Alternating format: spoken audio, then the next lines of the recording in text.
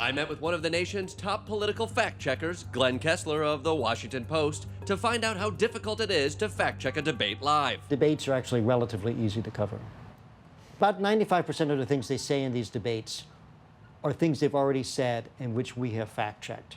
So for you, the debates are like a rerun, like Everybody Loves Raymond, or like Everybody Thinks Mexicans are rapists. Yes. So compare Hillary and Donald Trump. In terms of fact-checking, Hillary Clinton is like playing chess with a real pro. Fact-checking Donald Trump is like playing checkers with someone that's not very good at it. It's pretty boring. You find Donald Trump boring? Yes, his facts are so easily disproven, there's no joy in the hunt. And when Glenn finds a lie, he rates its egregiousness with a withering 1 to 4 Pinocchios. That's right, he eviscerates politicians using a wooden doll with a dick nose. So when you fact check something and you give it 4 Pinocchios, then what happens to the candidate? Well, most candidates will often stop saying that. In the case of Donald Trump, he almost never reacts to something we write. Maybe he thinks Pinocchio is just a Slovenian model, and he thinks 4, oh, that's good. That's 2 more than I had last night. I don't think so. Fact, Glenn was cocky, too cocky. I decided to check the fact checker. The capital of Michigan is Detroit. That's not a fact. The tomato is a fruit. Fact.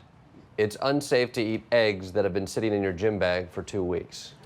I believe if you look on the website of the United States Department of Agriculture, that is not. It's a little balmy, but it's still a good egg. All right, so Glenn checked out, until I discovered how often he had given Hillary's claims 4 Pinocchios compared to Trump's. She's at 15%, but Donald Trump is 65%. Percentages? Ugh. How about this? If Hillary walks into a bar and says 10 things, 1.5 of them would be lies. If it's Trump, 6.5 of them would be lies. Or, to put it another way, when Hillary screws you over, she does it with this tiny lying dick nose. If Trump screws you, it's with this monstrosity. The difference could only mean one thing. This sounds like just classic liberal bias. No, the facts have to have a basis in reality. But whose reality? Liberal reality or conservative reality? No, there is no liberal or conservative reality. There is just reality. Why should we trust you? I am completely dispassionate politically. I just look at the facts. You have no passion whatsoever. I did not say I had no passion. I said I am dispassionate. Really? You're telling me if I leaned over and kissed you on the mouth right now, you wouldn't feel something? Well, that's not about the issues.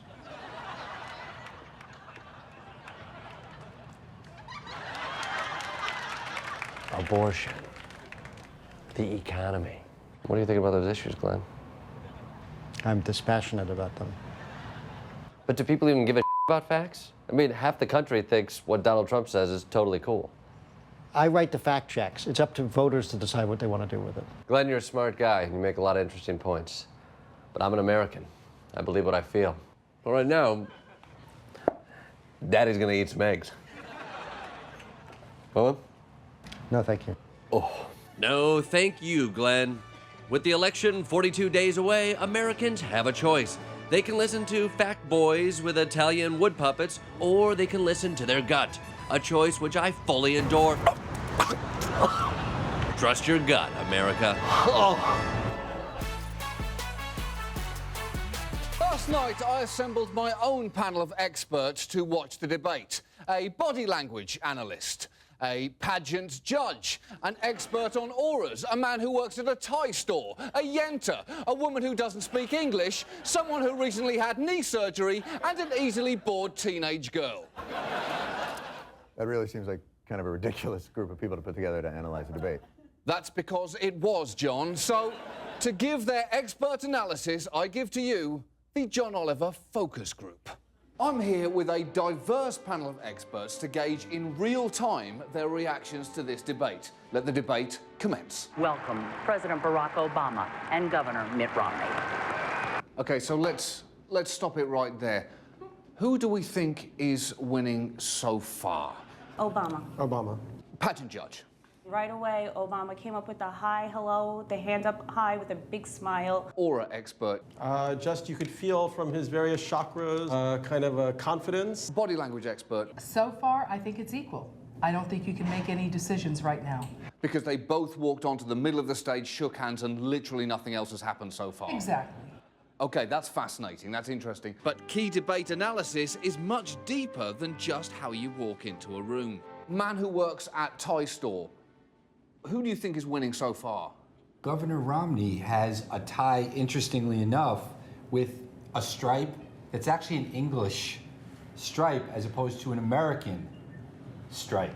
It seems to me someone running for president should have been advised to wear an American striped tie as opposed to I have to agree with you. That pageant judge, you agree with that? I agree. For the overall package, you're representing America. Yes, many people may not have that knowledge, but now that I did have that knowledge, it just made me feel like, why would you do that? Even though you literally learnt that fact 30 seconds ago. Absolutely, it did bother me. As the debate progressed, the analysis became even more sophisticated. Now, neither men so far have put their hands in their pockets. Apart from nothing, what does that mean? It means they're more open. They have nothing to hide. They're letting it all out. Lady who doesn't speak English, tell me in your own words at the moment who is winning this debate. Oh, I don't understand very well. Tell me in your own words who is winning this debate. Say again, please. Understandably, these debates affect everyone differently. Now, man who recently had surgery, obviously both of them have their knees up. As someone who suffered an ACL injury, what does that make you feel? Well, that just reminds me of what I can't do. But as all the experts assure us, the only way to really tell who wins a debate is to watch it without audio. Now, without the sound, who do we think is winning? Body language expert. Romney. Romney. Yes, he's more open, he's more fluid in his gestures, he's less angry. Easily bored teenage girl. Anything? I don't know. Now, let's see if this affects your response. For this next segment, we're going to keep the picture up, but we're going to play the audio from an episode of CSI Miami. His file says he has like 2,000 cases. 2,000 cases, and now 2,000 suspects.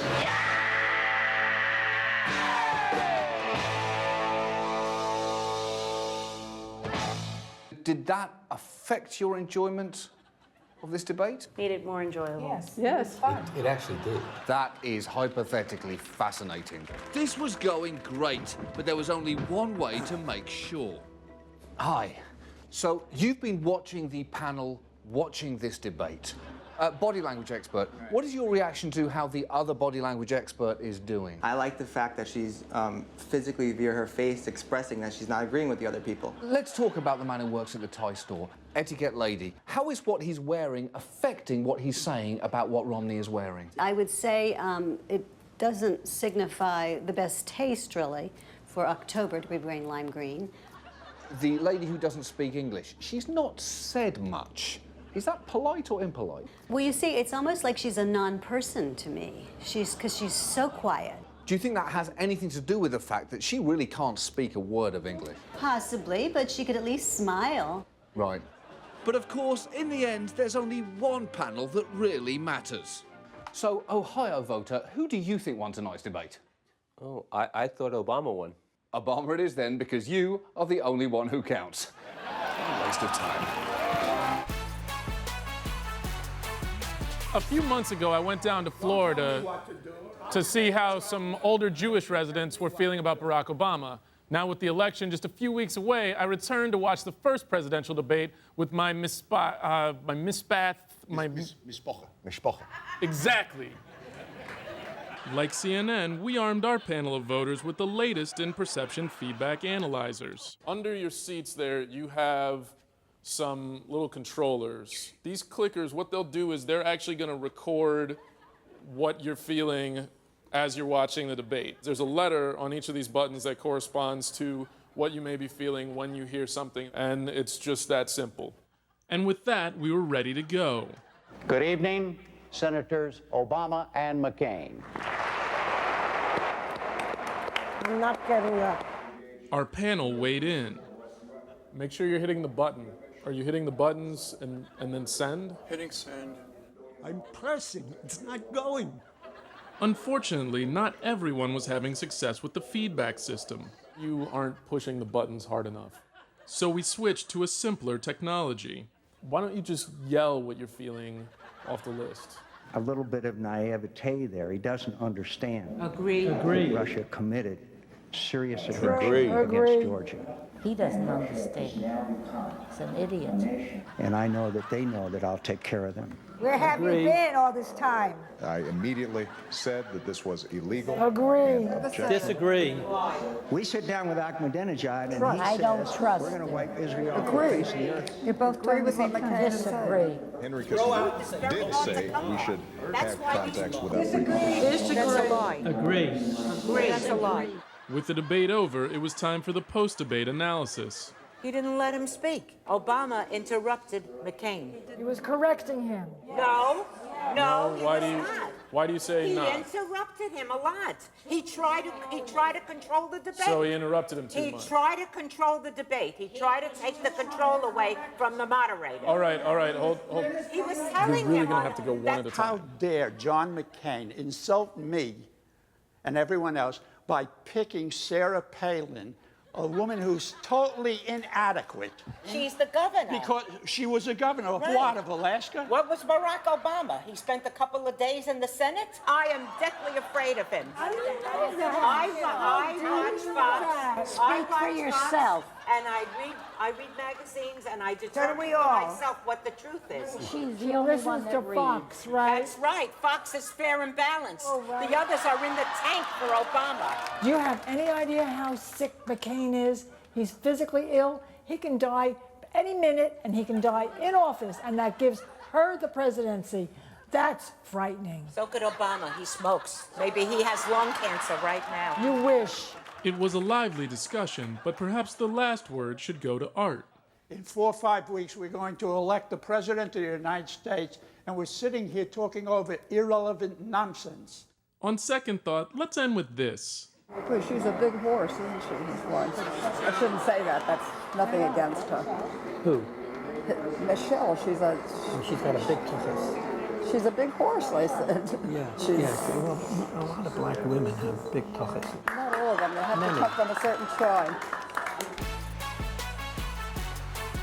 This is Daily Show Bush campaign correspondent Rob Corddry, and of course his counterpart with the Kerry campaign, Ed Helms. Thanks for joining us, guys. Ed, let's begin with you. Talk to us. How are people in the Kerry camp feeling tonight? Ecstatic, John. Kerry's people couldn't be happier. Their candidate went up against a sitting war president who's never lost a debate and held his own. And Rob, what's the mood over there at the Bush camp? Triumph, John. Orgasmic triumph. Their man faced off against John Kerry, a golden-tongued virtuoso of words. Captain of the Yale debate team, he's been honing his oratorical skills since the age of 3. The way they see it, by not allowing himself to be reduced to tears, the president was a big winner tonight. If I could just interject here, yes, John, Ed Helms. The Kerry campaign would like to remind America the senator was raised in France by a pack of homosexual billionaires. And going into this, had little chance against a plain-speaking, hard-working man of the people like George Bush. So for Kerry to be even close in this debate, they say, is a huge victory. If I may, John, that's a bit of a stretch. The Bush people would like to remind everyone their man held his own against what they call the smartest man in the history of the world. John, as RNC chairman Ed Gillespie told me before we came on air, this is a president who's nearly killed by a pretzel. John Kerry held his own against the man even he's going to vote for, George Bush. If that isn't a victory, I don't know what is. Now, joining me right now are 2 senior political correspondents on the Daily Show staff, Mo Rocca and Nancy Walls. What really struck me about the debates last night was the abortion issue. It came to the forefront, and I thought really divided the 2 candidates. Mo, what were your impressions about their abortion issue? Well, John, I can say with certainty that for countless American women, the deciding factor in how their vote is cast depends on whether or not the candidate is pro-choice. Yes, John, I'd like to... Mo, that's an interesting point. You know, you feel like abortion is the swing issue this year. Absolutely. Well, Nancy, you know what? I'm sorry, Nancy. I've got word that Vance DeGeneres in Tampa would like to weigh in. Vance? You know, the next administration is going to appoint 3, maybe 4 Supreme Court justices. Now, all the experts agree that Roe v. Wade will be a litmus test. Well, that's a valid point, Vance, I'd have to say. Right. You know, the real issue Yeah, here, yeah, John, hold is that thought, honey. We've actually got Steve Carell on the phone, I believe. He's off today, but he's calling in from his home in New Jersey. Steve, did you have something you wanted to contribute to the abortion discussion? Yes, John, if abortions are outlawed, only outlaws will have abortions. And I ain't gonna play Sun City. That's an excellent point, Steve. I've got to say that's John, exactly... I really feel like I have to comment here. Whoa there. I'll handle this one. Yes, I'm sorry, Stephen Colbert. Well, John, I think there's one thing that no one is naming. Last night, on that stage, 2 men stood behind podiums, 2 men, and talked about whether women should have reproductive rights. Now, why haven't we, heard from any of the chicks? Well, that's a valid point. We've got time for one more comment. Nancy, what about that? Why are women dropping the ball on this?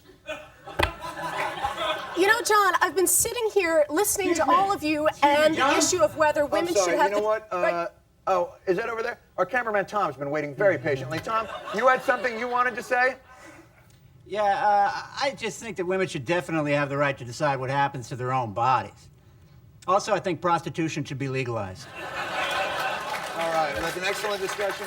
I want to thank everybody, Mo, Vance, Steve Carell at home, Tom, the cameraman, terrific work.